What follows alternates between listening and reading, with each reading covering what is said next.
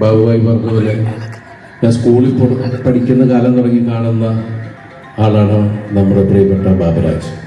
ഞാൻ വിദ്യാരാജ് പഠിക്കുമ്പോൾ അതൊക്കെ നമ്മളിവിടെ നമുക്ക് മെലിഞ്ഞിങ്ങനെ ഇരിക്കുക, ഒരു ജിമ്മിലൊക്കെ പോയിട്ട് ഭയങ്കര ഇതിൽ വരിക.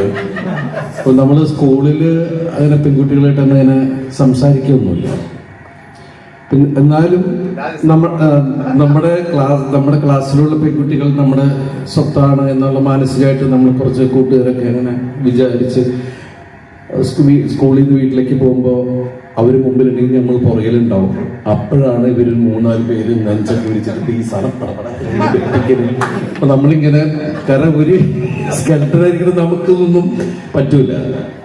പക്ഷെ അന്നൊന്നും ഞങ്ങൾ സ്വപ്നത്തിൽ വിചാരിച്ചിട്ടില്ല, ഞങ്ങൾ രണ്ടുപേരും വിചാരിച്ചിട്ടില്ല. അന്ന് പുള്ളിനെ കണ്ടിട്ട് പോലുമില്ല, ഞാൻ പുള്ളി കണ്ടിട്ടുണ്ട് ഈ മാസത്തിലുള്ളതുകൊണ്ട്. അതിനുശേഷം ഞങ്ങൾ പിന്നീട് ഞാൻ അസിസ്റ്റന്റ് ഡയറക്ടറായിട്ട് സിനിമയിൽ വന്നു. പിന്നീട് അദ്ദേഹം കറങ്ങി, ഞങ്ങൾ ഒരേ കോളേജിലാണ് പഠിച്ചത്, എൻ്റെ സീനിയറാണ്. പിന്നെ അതിന് ശേഷം കറങ്ങി പുള്ളി അഭിനയത്തിലൂടെ വന്ന് അങ്ങനെ ഞങ്ങൾ ഒരുമിച്ച് പല സിനിമകൾ ചെയ്തു. അതിൽ നിങ്ങൾ കണ്ടെണ്ണം എടുത്തു പറയേണ്ട സിനിമകൾ എന്ന് പറഞ്ഞാൽ നിങ്ങൾക്ക് മറക്കാൻ പറ്റാത്തൊരു സിനിമയാണ് മായാമോഹൻ.